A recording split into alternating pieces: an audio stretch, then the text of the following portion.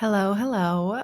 Welcome to Aligned the podcast. Erin here. And it's been a couple weeks since we have released a new episode. It's kind of that creative hibernation period that I think is so normal and natural when it comes to business, creativity, art, sharing. I always feel like there has to be these moments of pause to remember what the creative process feels like. Otherwise, it's too easy to just get into the mode of doing and externalizing and forgetting the why behind it. So, yeah, we've just been recalibrating in the background, waiting for conversations that excite us, guests that excite us, but we've got a couple new episodes coming soon, and today is a special little bonus because this is a episode recorded with Leia, who I'm sure many of you remember if you've been listening to the podcast for a while.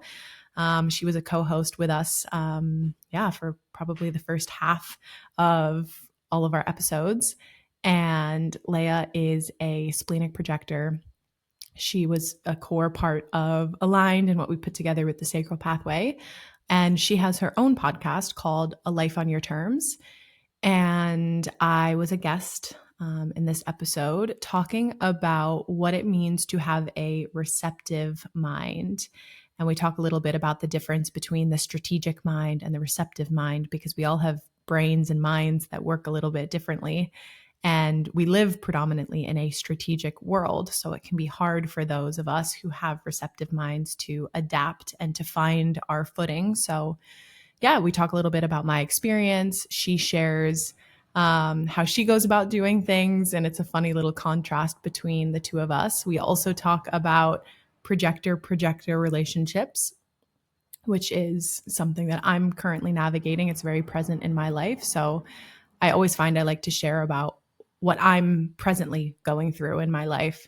And yeah, we talk about what it feels like to be in a relationship with a projector, how that compares to dating other energy types. And yeah, it's just a really fun conversation. We go deep, as always, deep into a lot of, deeper layers of human design. So if there's a couple of things that we mentioned that, you don't quite understand or you want to know more about, just reach out to us and we can point you in the right direction. And if you like this episode, of course, please go follow, subscribe to Leia's podcast, A Life on Your Terms. She also has really amazing guests and just expansive conversations. And Leia and her hope motivation, you're guaranteed to get a good dose of positivity, of inspiration, of hopefulness. And it's always just such a nice, light listen. So enjoy.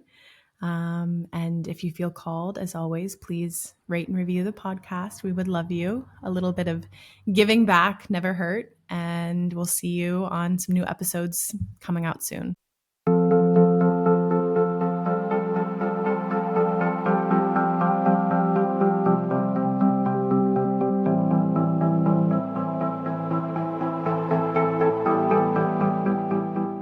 Hello, everybody, and welcome back to a new episode of A Life on Your Terms. This is another one where I'm sitting with a very interesting person, and you get to hear the insights of their mind. And today it is Erin. Hello and welcome. Hello. So happy to Hello. be here. Hello. Last time I think we recorded for the Aligned podcast, and so it's really exciting to have you on this one.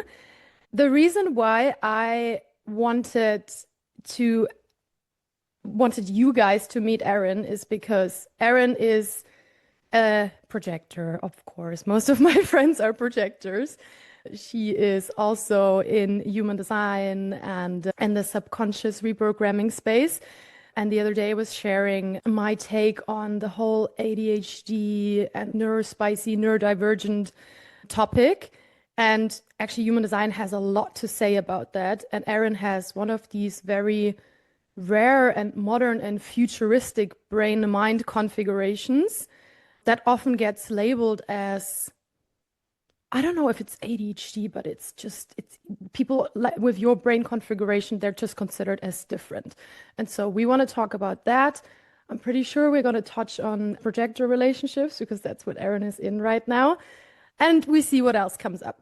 But before we begin with these topics, I would love to know what is your favorite part about your design? It can also be about your astrology placement or just about yourself. We don't have to give it like the labels of human design, but I feel like it helps. Interesting. That's a good question. I love being a Taurus. Yeah. Yeah, I really, well, and also it's like it's my south node and it's my sun. And so I feel like, yes, it's just also very much like comfort zone, but I do like really obviously resonate with it. But I love being a Taurus. I love the Venusian, just like way of being and being able to soak up sensuality in my life. And I like caring about nice things and I like wearing clothes that feel nice. And I'm not someone who I don't spend a lot of time in the astrology world. And I think that's also why that's the first thing that came to my mind is because I spend so much time in the human design world that I no longer have a way of seeing. I don't know, it's almost like when you study things in school a lot, they become less like exciting in a way, and you just know too much. So I can't see things with an objective lens, whereas with astrology, it's still I know a good amount, but it's not something that I focus a lot of my attention on. Which house is your Taurus sun? And I think we both said 12. 12th house. Yeah. Yeah. Okay, so it's a very spiritual Taurus. Yeah. Psychic. Yeah. Yeah. Plus, like Um, I have my life path number is an 11, which is like a very spiritual life path in a way. And there's always this kind of like dichotomy and push and pull in my world that I feel where I feel there's a lot of this like spiritual calling in a way. And at the same time, I feel so rooted into the earth and very, again, Taurian, earth, Capricorn. Like, I can't get out of like the material existence of what it means to be a human. And at the same time, I feel like I'm being pulled spiritually, but I can't get my feet off the ground, if that makes sense. your south node is in the 12th house, right? And Not your sure. north node is in the 6th house. I'm Yeah, I'm actually, yeah. I'm pretty sure that yeah, that's your configuration. It's so interesting because okay, for me, you know that I love the incarnation cross. I love the notes and the motivation. And then obviously the rest of the chart is also important, but for me that's like the meat of it. And Yeah. so I really got into the south node, north node axes in the past months. And it's so fascinating that everything that you probably also observe in people, like the growth edge that they have, is letting go of the South Node themes. So for you, it's 12th house, the spirituality, the just being like in the tarot cards and the upper realms, and like Mm, making, rationalizing that, because that's your cross, and yeah. bringing it into everyday life, making it Yeah. more grounded. Yeah. But then you have it reversed. So you have the earth in the ethereal house and the water, the Scorpio, in the sixth house. So it's about everyday life on things that make your life every day better, but in a transformative way. And I guess for you, it's because it's in gate 43, right? It's a mental transformation, Yeah. which all fits with the rest of your chart. But so you will see if you follow Erin on Instagram, you will see her post a lot about health. You do a lot of detoxes and love biohacking methods, and that's sixth house node themes. Mm, Or I want to talk about you being a quad right, and probably a lot of people don't know what that means. And I'm not the best in explaining it in very technical terms, but basically in human design, you not only have your energy type and it's explained how your energy flows throughout your system, your body, but it also explains how your brain works and how your mind works. Almost like when you have a camera, it explains like, is the camera good at zooming in or is the camera good at taking wide angle pictures? And then when you have a camera that has a wide angle and you try to use it for something like capturing small details on a flower, you'll be like, oh my God, why is this camera not working? But because you understand that this is a wide angle camera, you can then use it for what it's actually good for. And that's what the explanation of the brain, the mind, the body, and the perspective does in human design. And Erin there is a quad right. So that basically means that she's completely, I guess you would compare it to feminine energy, like very surrendered, very non-focused on things. You're going with the flow of life, like as well, mentally as also your body. And yeah, I would love for you to talk a little bit about that, how that feels, because you also come from a corporate background Yeah. where you couldn't really live out that surrendered Yeah. babe Yeah. life.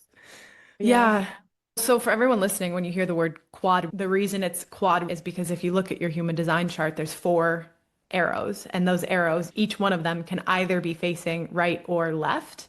And so the right facing arrows are more of what Leia was just saying, of that kind of surrendered, receptive. And again, we'll explain that a little bit more. Whereas left facing arrows tend to be more strategic, focused, and understanding how those different variables impact the rest of your design can be really helpful. And as you said, it's like how we think, it's how our brains work, the mechanics of our brains in a way. And I think it's important to give a little bit of context where evolutionarily, our world is transitioning from what was a very strategic and structured way of existing and moving more toward this receptive. It's like it's showing the evolution of our human species. You can just think of like humans 100 years ago were all quad left.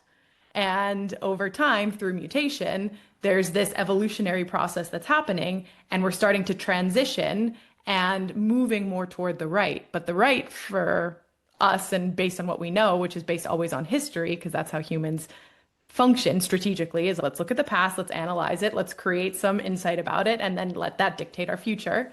The receptive beings are like aliens. Yeah. So for me, it's interesting because it's something where when I first learned about my variables, I was, what? Because right receptive people are so susceptible to strategic conditioning. And I look at my entire upbringing and I look at the way the world, the people that mirrored back to me, how they functioned. And it was always like, I remember my mom just like making these lists with our schedules every morning. Every morning before she would go to work, she would have a schedule. Jack is doing this, Erin is doing this, Stuart's doing this, and they have to get picked up at this time and they're doing this, and then dad's going to come home and do this every morning. Insane. And Is so she a there quad was, left? she's not a quad left. I want to say it was surprising seeing her chart. I think she's 2 and 2. I can't remember what Hmm. exactly, but I think again, she's also just very strategically conditioned. And you just start to try to become what around you. And I ended up being in corporate and being the most strategic person. And what did it do to my body? Not good things. I didn't last in corporate for long. But if I were to go back to school and thinking about how I was when I was young, and what's interesting is my younger brother is also a quad right. And I have two brothers, but this is my younger brother, and him and I have always been like as tight as can be. And there was always this just like resonance between the two of us. And I can look back at our experiences and see how we were different, even compared to my older brother, and understanding why we linked up together so much. But where am I going with this? I actually want to, if, okay, because we have opposite brain-mind Yep. configurations. The way that I would approach a task is by thinking about the steps that are needed to complete this. So let's say cooking. I think it's a good example for Mm, you. I would think about, okay, the meal I would want to do, and then either I would go grocery shopping and I would be like, okay, first I need this, then I need that, and then I would go in the supermarket accordingly. And then I would come home and maybe lay down all of the products. And then in my mind, I'm thinking always in steps. I'm like, okay, first I do this, first butter in the pan, then the onions, then yada yada. I do also because I'm not like completely strategic. I also have capacity to switch and like just improvise in the moment. But I do naturally, like when someone confronts me with an issue or with a task, I'm like, how do I begin this? What is the first step of me for me to take? How would you approach this with your The exact configuration? opposite. Literally the exact opposite. I have never, first off, recipes stress me out. And the way that I go about it, because I cook a ton, especially in this chapter of my life, like I'm cooking 3 extravagant meals a day. I love cooking and like preparing my food. And I just look in the fridge and I'm like, is there food to cook? Yes or no? If no, then I go to the store. And I go to the store very regularly because I don't want to plan, I don't want to look and try to think about what am I eating tomorrow? What am I eating the next day? The whole, you know how like meal prepping and doing the big Sunday prepare for the week thing, I could never. That makes me like cringe. Same for me though, Yeah. but I think that it's because I have a passive life and maybe this is a Taurus thing. I'm a Taurus rising, Erin is a Taurus sun. We love fresh food. And for me, food isn't fresh if you prepare it on Sunday and then you eat it on a Wednesday. And on top of that, it's not intuitive eating because how does Sunday me know what Wednesday me wants to Yeah. eat? Totally. But yeah. Totally. Yeah. So, anyways, I'll go to the store and I'll just buy what looks fresh and buy what feels good. And I have nervous touch cognition or determination. And so there is an element of touching things. Like I do like to get my hands involved in the process before I'm cooking and everything. I just buy what's fresh and then I look at it. And then I usually just start. It's a receptive process. I almost think of the generator strategy, waiting to respond before you're taking action. It's almost like that's how the brain is cannot, my mind doesn't want to push things, it just wants to follow. And so I follow like the breadcrumbs of the impulses in the moment in a way. And even yesterday, I think I like was cooking a rotisserie chicken in the oven and I just put the chicken in the oven without even having thought about what else I'm making. And then I open the fridge and I see like half of something there. I was like, okay, I'm gonna put that. Oh, okay, I'm gonna put this in the pan too. And I always joke with my brother. It's as if I go into the kitchen and I black out, and then all of a sudden, like something extravagant is created. And I'm like, I'm not sure. I couldn't tell you what I did. This is so interesting because it, I also intuitively add things or leave things out if along the way I feel like, oh, I'm splitting also. I change my mind quite a lot. Like, Mhm. okay, I'm not feeling this anymore.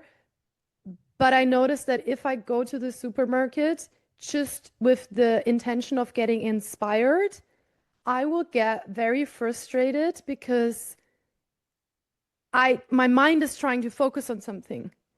And I'm just standing there. For example, also when I do city trips, I'm not a huge planner, but for some reason when it comes to traveling, I like to be prepared. And this is maybe because I have probability perspective and then I can see I need to have everything marked in my Google Maps.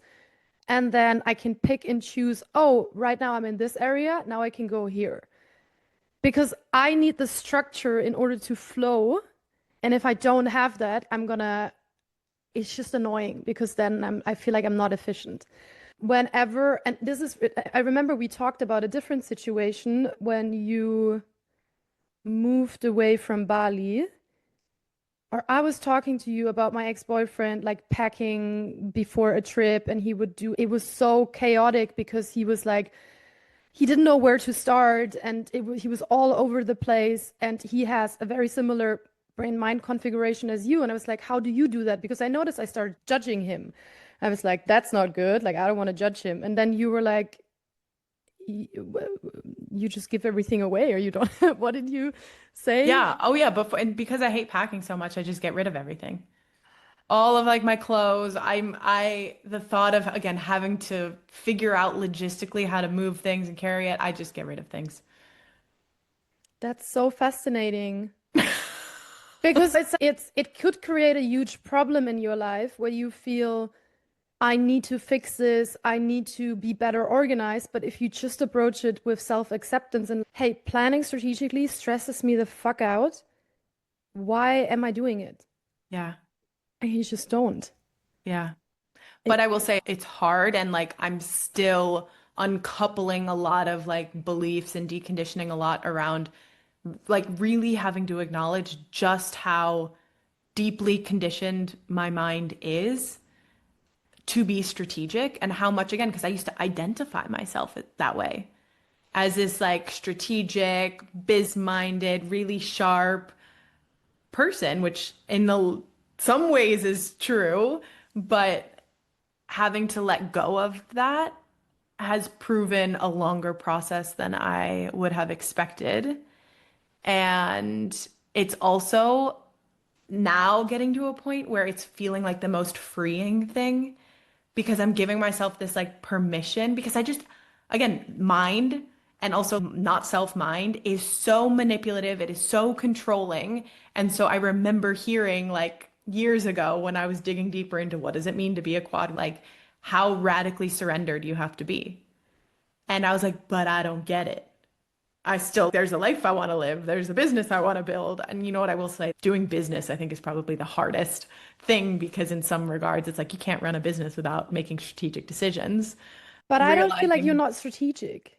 yeah, It's very nuanced with you yeah. And because, I have judgment sense too. yeah, So that's also, again, nuanced. Judgment sense is the core of what it means to be receptive, the same way uncertainty sense is like the core of what it means to be strategic. But, and this was something where I was like, judgment, the word itself feels like a strategic process. Like you're going out and like making conclusions about things, but there's no going out. It's being present. That's what it all comes down to. It's like being present in the moment, receptive to the world around you, and being the judge. And I'm strategic minded, but not in a like action way necessarily. It's like I'm strategic based on what I'm taking in. And yes. I have an experience, and then I'm not judging, I'm the judge. Yeah, so I would compare it to, so when we work together, I you're very, how do I explain this? So you have all of the information, maybe you don't have the vision yet, but if you do, it's when your mom would say, oh, tidy up your room. If it's not tidy, you're not allowed to go to that party. So what you do is you take all of your things. I don't know about you, but that's what I did. And you either sweep it under the bed or the blanket, or you just stuff it in the closet. And so everything is still in that room, but it's hidden. It's not organized. And when you are a receptive person like Erin is, you basically walk through this life like a sponge and you take in information. You can't even control it. And that's why when you want to decondition and get rid of certain habits or become aware of certain like patterns, they are in your system, but you actually need someone to come into your room and help you look for the things. Hey, your bra is under the blanket. The other shoe that you're looking for is in the closet. And that's what the strategic people do. Yeah. So the receptive people are very smart in the way that how they collect information. They are not aware of that. It's an unconscious process. And so that's why I was sharing on my Instagram stories that I notice with a lot of people who have this configuration, they sometimes feel a little bit dumb because you're like, where I know that I know a lot, but I don't know how to access it. And one of the things that my mom and that also I saw in like previous partners noticed is that they felt, oh man, I just don't know. I feel stupid. And what if I'm being put on the spot and then I don't know? But yeah, it's just about knowing where to place yourself. And so, for example, when we would work together, I would come with, okay, like a bit more okay, this is what we could do, this is the direction, this is the steps. And then once you have that construct, like the skeleton of something, you come in and you're like ding ding with your magic wand. Yeah. But it needs that counterpart, that feminine masculine energy, and you can't have just flowing without the bounders. When a river flows, it also needs The um riverbank. the yeah, exactly. So that's, I would say, the biggest difference. Yeah, totally. And I've seen that time and time again. And I need people around me. I need to be like collaborating because like again, I can't just sit still and pull from myself. And that's that difference. And one thing that I think is unique about my experience, because like you mentioned, right-minded people, quad rights often feel like different. There's a lot of experiences of people feeling like they don't know something or they're not smart enough. Sometimes, again, like the ADHD. Growing up, I did really well in school. But if I look back at it, it's not because I was doing the strategic approach to school and studying hard. It was because I actually just allowed my brain to be the vacuum. And I had so many friends who would like be annoyed by how easily things came to me or how naturally, and again, hermit mind. So I do have that just like natural inclination or instinct towards certain things. But I wouldn't have to try so hard because I was good at just being present in class and absorbing. And then when it came time for a test, which in my opinion, it's like the test, you have a question in front of me, okay, that pulls the information out. And That's so interesting because we have the opposite configurations. And for me, I would know that the moment I don't pay attention, I would have to study so hard to remember it. Most of the time, I just chose to joke around and talk with my neighbor, and it would screw me up, and I would have to work so much harder. Whereas you can be present. Obviously, it takes a willingness to want to be present. yeah, And then that was basically your studying. You wouldn't have yeah. to repeat it because it's stored on your mental software. Yeah. And I will say the hardest parts for me, there were certain subjects that I just couldn't, physics being one of them, and like economics being another. And I was in like advanced classes for them as well. But for me, they were such like conceptual, strategic things where the way things get stored in my head is when I can visualize them. And again, inner vision cognition. So it's like there's this element of needing to be able to see things. So oftentimes I'm like collecting information and there's some kind of like picture happening inside. And if I get to the picture, it gets stored. But if I can't see something, and this is why I also had a lot of, when it came to certain human design topics, it won't stick. The same with astrology, like the houses. They don't stick in my brain yet because I haven't visually captured it. And until I get to a point of like visually capturing something, it doesn't really get stored in the right way or it can't come out of me. But then the moment I have the visual structure, it's like everything I've ever taken in the years and years before, all of a sudden have a place and I can access it again. That's so fascinating. Like, I really want you guys to understand how different that is because I only remember what I focus on. If I don't listen in the moment that a really important information is shared, I will not know. And I will also not know that someone told me because I was zoned out. I remember I was working with a colleague in a previous job, and there was, you know how it is in companies. There's a lot of information stored somewhere, but people either don't know about it, and the person that knows where everything can be found is usually the one that is just everyone goes to or is like the most advanced in their career because they're like such an asset and they can fix things so much faster. And I would work with a lot of customers where I would have to give them this information. And I'm like, I feel so hopeless because, or powerless because I'm sitting here. I know that there is an answer to it. I don't even know where to start looking. I also feel a little bit stupid for not remembering. And then I would always go to my colleague. I'm like, hey, this is a situation. Do we know about this? Do we have a kit seat for that bike? And if so, what are the measurements? And she's, give me 5 minutes. She would go in her mental castle and be like, someone said this, and then she would just go in the systems and know exactly where to click. She's also a second line. And then she would come back and it's like, yeah, actually, here's the information. I'm like, how did you? Yeah, I heard someone say something the other day, and your question pulled the information out of me. It's fascinating.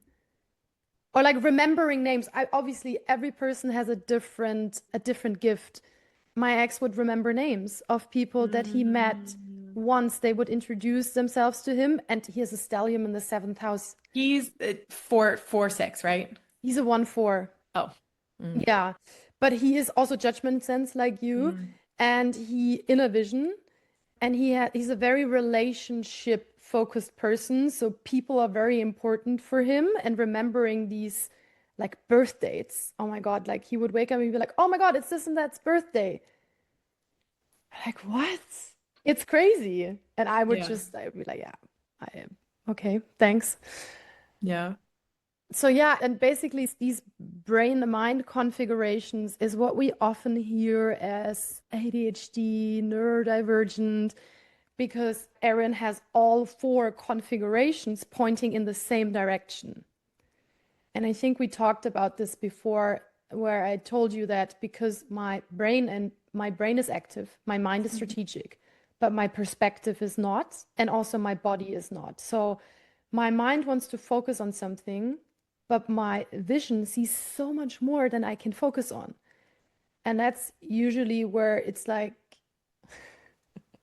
did you see that reel on Instagram where people give themselves an ADHD leash? Yeah. So they put it on the dishwasher, and then Mhm. before they can actually like change rooms and do something else, they get pulled back by the leash. That's so fun. So do you think that when we have more like contrast in our variables, that's where things more like ADHD are found? Because that's what I see with my partner too. Yes. And he's strategic mind, strategic design nodes, and Yeah. then passive body and So top is left and bottom is right. no, so Top left is, like yeah, this. reverse. Ah, So yeah. his environment and his conscious sun earth are strategic are left. And then his body and his perspective is right. Okay. I'm not sure I see it. So if we, bottom is, his body is passive, or is it active? Body passive, environment active. No, if body is passive, then it's also environment. No, you can have The body is opposite on the here. bottom left. Sorry, brain, not Brain, body, brain. okay, okay. Brain is Brain is passive. passive, body is Body is active. active because that would make sense with his Mind is profession. strategic, perspective is peripheral. Okay. I mean, I think it also depends on other aspects in your chart and in your being and in your Mhm. life experience. I can only speak for myself, and I can tell you it's fucking confusing. Yeah.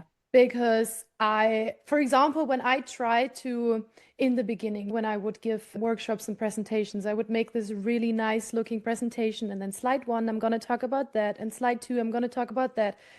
And then while I was talking, I noticed that my mind would just skip and would just go to different chapters and it would not align with my presentation. Then I would be like, Mm. fuck, what? This is not professional. I need to say what's on the slides. And that's basically what happens when you have a mix of you want to be strategic, but you can't. Yeah. And so that's why I always say when I do my podcast, I jump. I go from one topic to the other. And instead of judging myself, I just have to accept that's how I work. And for example, also with the ADHD leash, it's funny. And then at the same time, I'm like, why do we have to constantly make ourselves be a different way?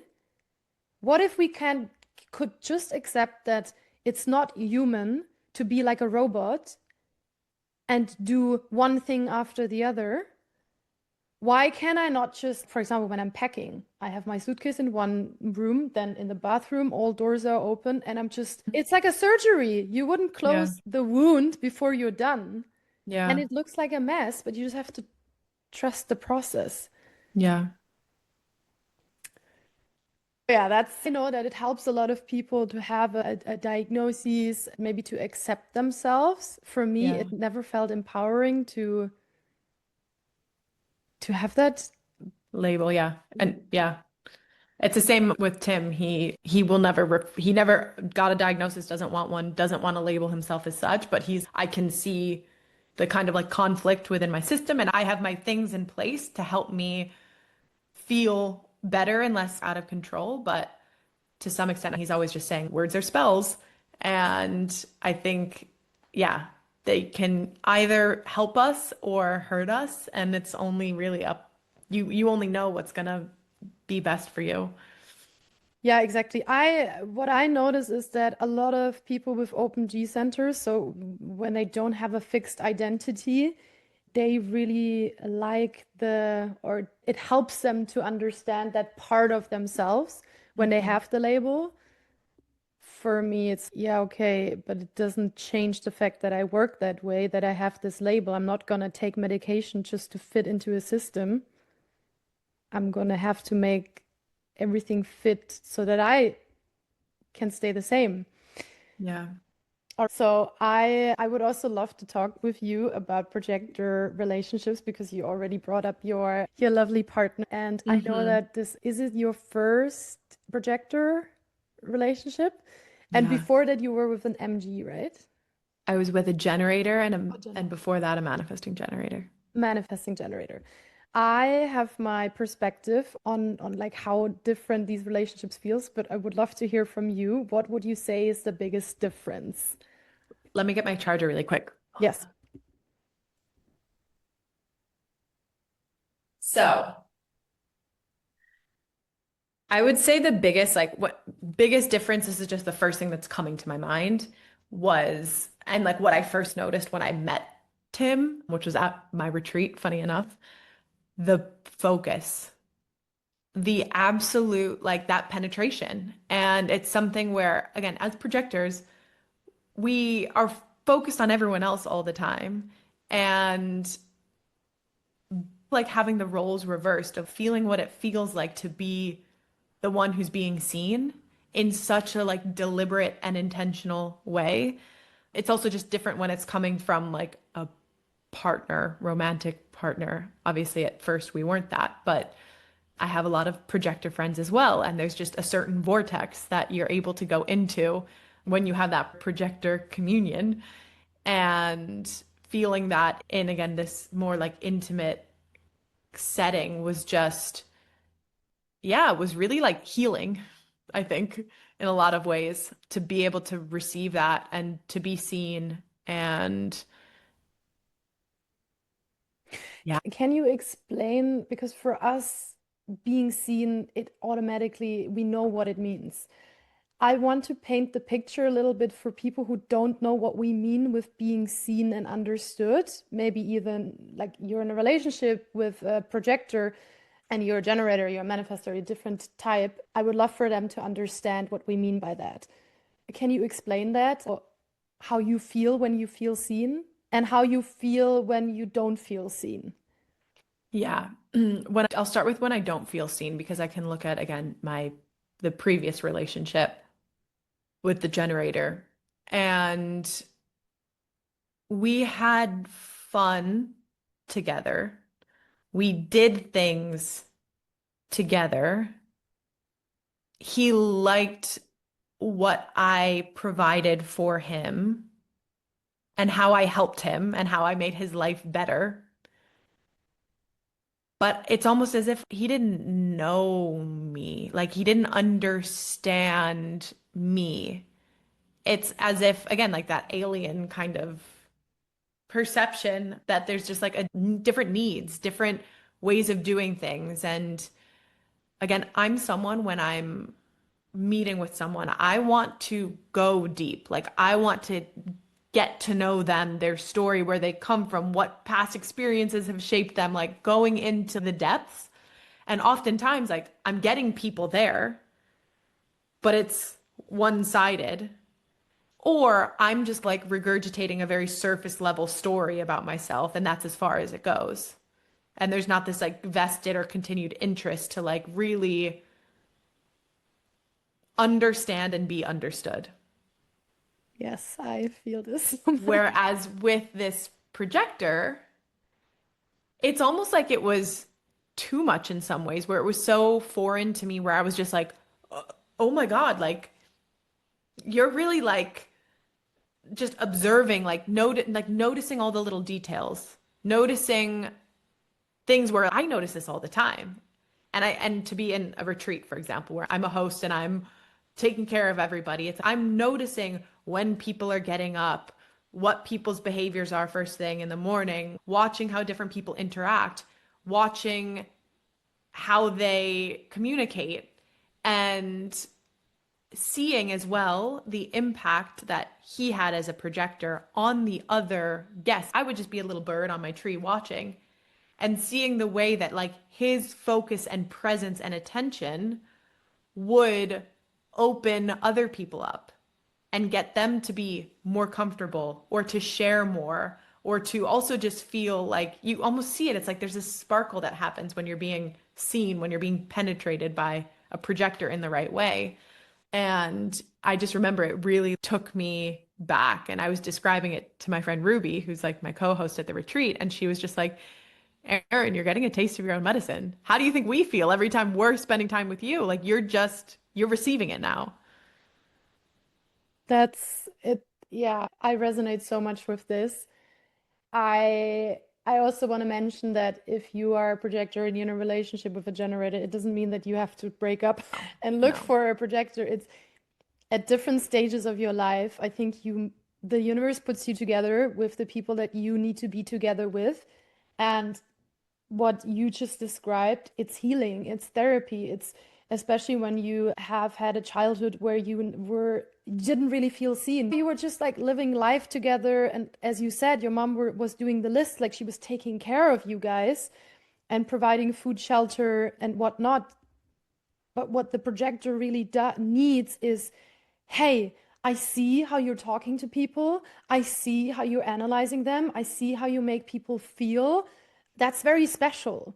And these kind of words, that level of recognition for our being, I didn't have that in my childhood. And that's why, I mean, we did a lot of therapy. I want to say alternative therapy in order to understand and become aware of how we work and what we add to this world. And especially in romantic relationships, I also had, I don't know the chart of every one of my past partners, but I had one relationship with a projector, 1-3 self-projected.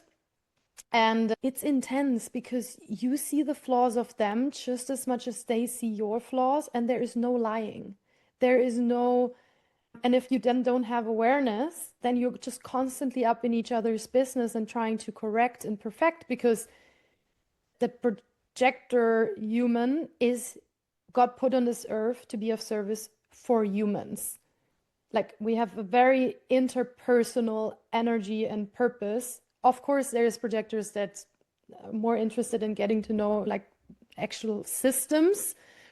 For me, the human is a system that I'm really interested in. And if we don't have access to guide the system that we're passionate about, we can get really frustrated. We're like, why don't you let me in?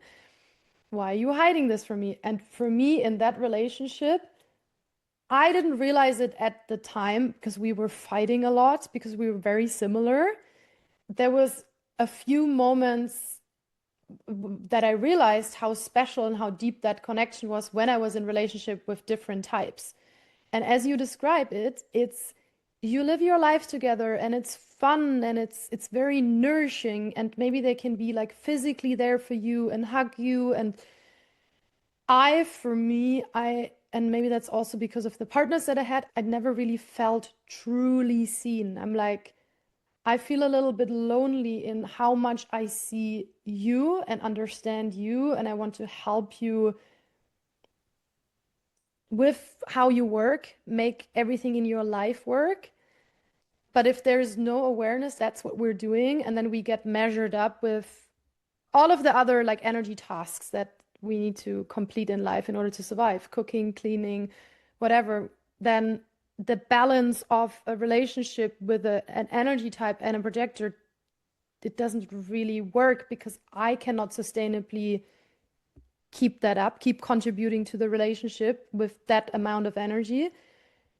And if you don't see that my work in this relationship is making you aware, is guiding you, is helping you, is empowering you and nudging you into a direction where you become so self-aware that you can set better boundaries and things like that, then in the long run, you're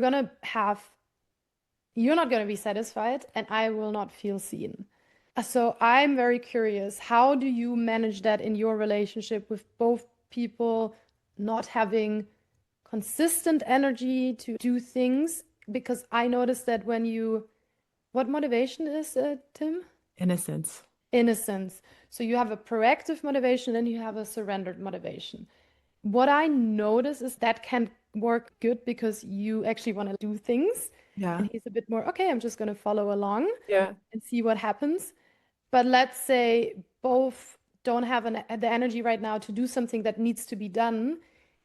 It takes a lot of awareness to not blame the other because just do it because they also maybe don't want to right now. How have you Yeah. had that situation before? Yes and no, because Tim's someone who's very particular about like routines, about cleanliness, about he can be very square in some ways, but he knows it's also like a developed trait and almost like a response to his environment growing up. And I can sometimes be like a whirlwind tornado, especially in the kitchen. I, and in a small kitchen, I could be a mess. But I think it's interesting because and he's a mental projector. So he's super sensitive, super open, but he's also really healthy. And he's a physical trainer and takes really good care of his like body. And he has an active body. So it's like there's just enough energy to go around.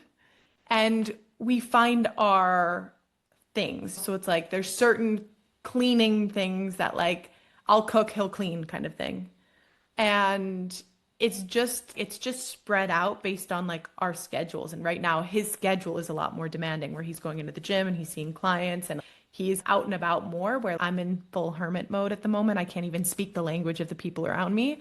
So it's easier for me to jump in and again do the laundry on Mondays. All I have to do is just walk right down the hallway, do a couple loads. Like I can do it at my own pace. He's in the gym. It's all easy that way.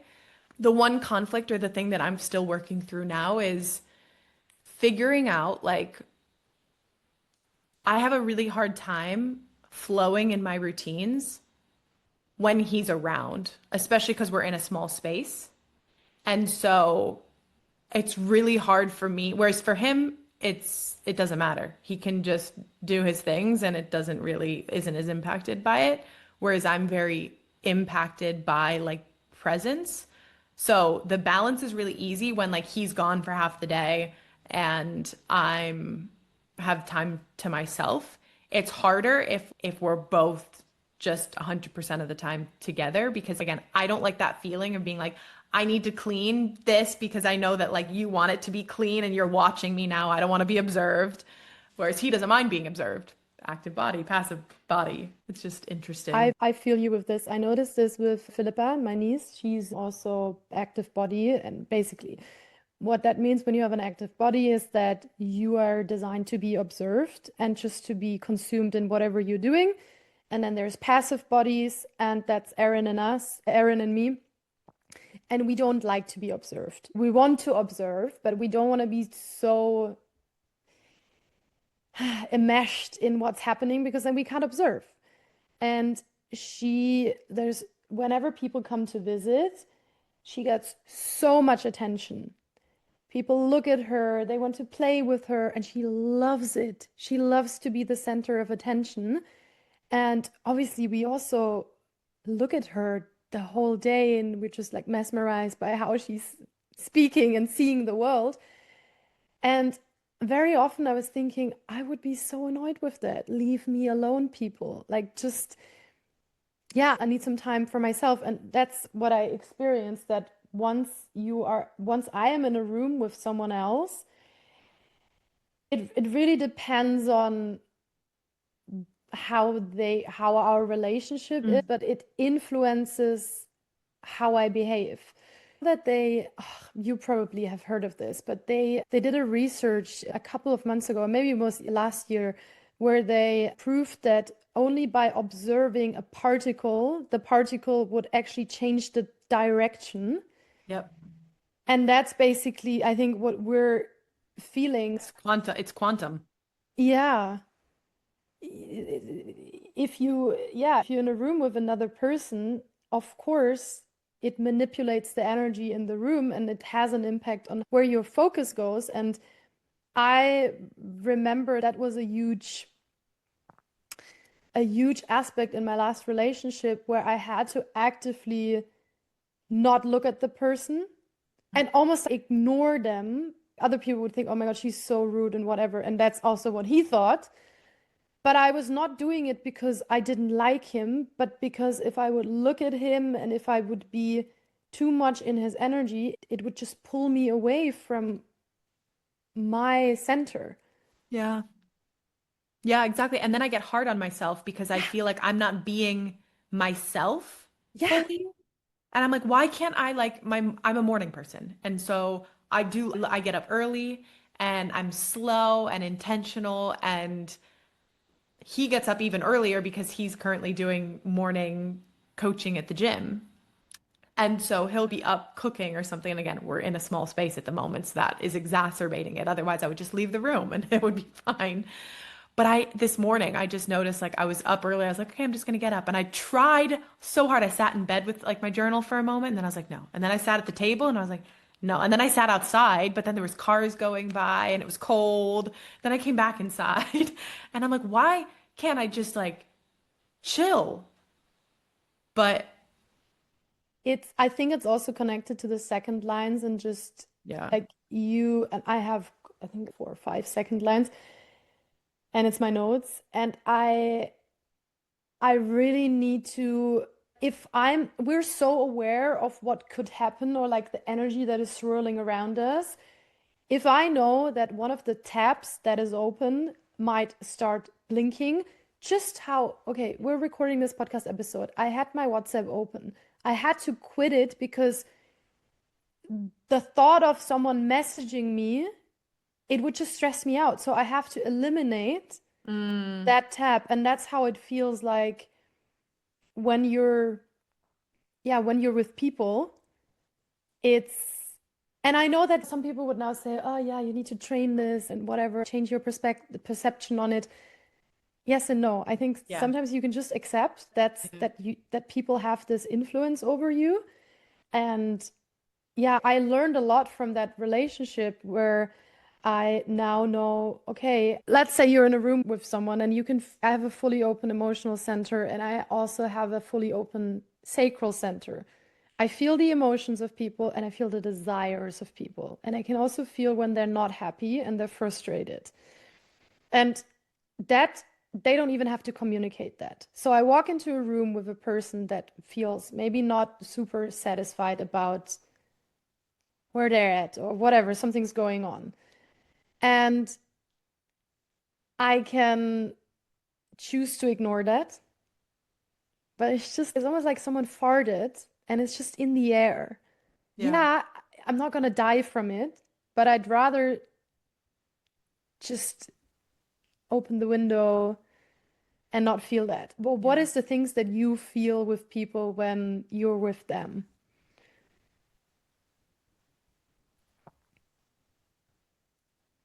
I guess it depends so much on the person, but I just feel like I get scooped up by their energy in a way.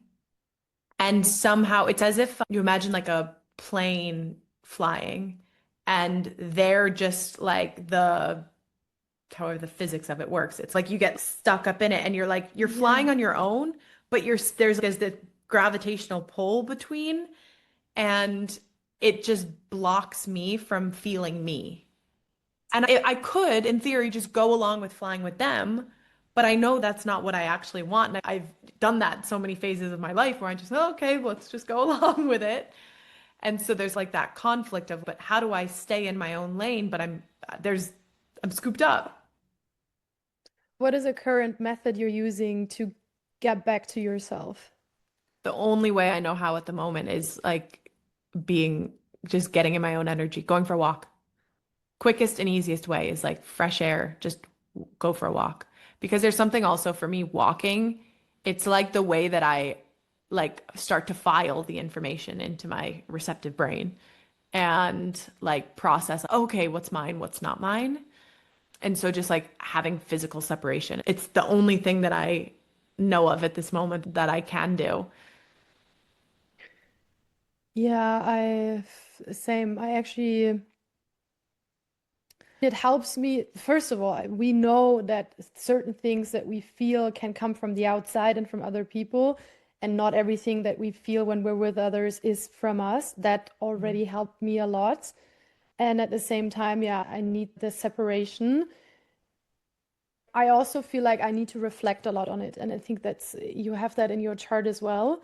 I do notice that sometimes I get angry with myself. Oh my God, but we live in this world with people. You can't just always Yeah. leave or escape them when it gets uncomfortable, and uncomfortable in the sense that you're feeling something that they're feeling that is not pleasant for them. I used to have it so much stronger. Like literally, I would talk with someone and I could feel something that's going on with them, and it would make me feel so weird that I couldn't even have the conversation anymore, and then it would get so awkward. Mm, I had a situation the other day where I was talking to someone and we were exchanging words, but the unspoken energy, I got so much information that I was just standing there and I almost froze because I was like, yeah. And then obviously I don't want to be weird, yeah. but it just got weird. And I'm like, ugh, I went home and I had to process that and I had to talk about it and reflect. And then I actually also did some hypnotherapy on it. And I feel like now I make an effort to be like, okay, it's happening. You're feeling something. You focus on, sometimes I focus on their lips or I focus on something in the body to not be swept away by Mm, the energetic voice. yeah. But yeah, it's, Yeah. That's tough. And that's another interesting thing with this relationship is he's obviously undefined. I'm defined in my solar plexus. And again, he'll sense it in a moment before I know that I'm like on a wave, like on a low or feeling something. Because again, it's also unconscious for me, which is hard because I'm like, I don't know necessarily what to tell you about how I'm feeling. And the thing I just always remind him is just feel it, sure, take it as information, but don't internalize it. Don't make it about you because that's when I see so often like the conflict between that dynamic of defined and undefined is like taking in the emotion, feeling it, but then creating stories around what it might mean. And the thing that I always tell him, I'm like, listen, every time that there's been like friction between us, I have voiced it to you. We talk about it. Resolution is amazing. If I'm not bringing something up to you, it's because it's not about you, or I don't have any awareness yet of what's going on. And talking about it too soon, rushing the wave is just going to be an unnecessary conflict. So if it's uncomfortable, I'm sorry, but do whatever it is that you need to do to not take it on as yours and trust that I'm going to be okay. that's a really nice approach of comforting your partner and not gaslighting and saying, no, Yeah. that's not true. I don't feel that way. Yeah. Because for me, I hate that. If I'm feeling something and then my partner says, no, you're making this up, I'm like, now I feel like I can't trust you because I know what I feel. And then the other thing is that what I'm feeling is true. But the story that I'm telling myself why I'm feeling it, Yeah. that's Yeah. debatable. Yeah. And so that took me a couple of years to get there. For example, being in a conversation with someone where you feel a lot of confusion in their energy Or for me, I feel a lot of desire. I feel when I'm talking to someone that they're like, oh my God, I want this to go this way. I want her Mhm. to like me, or I want her to whatever. It's not that I'm just feeling that from their side. I'm probably radiating something similar as well. Yeah. But feeling that desire from someone and then being a fifth line and wanting to deliver a solution, I really have to train myself to be like, feeling a desire for someone is not a request. Stay in your lane, Leah. Don't. Yeah. Yeah. And it's not acting on it, not making it a thing. There's a difference between a feeling and a concrete reality. Yeah. And that's actually something that I admired a lot about my last partner. He would just let people be.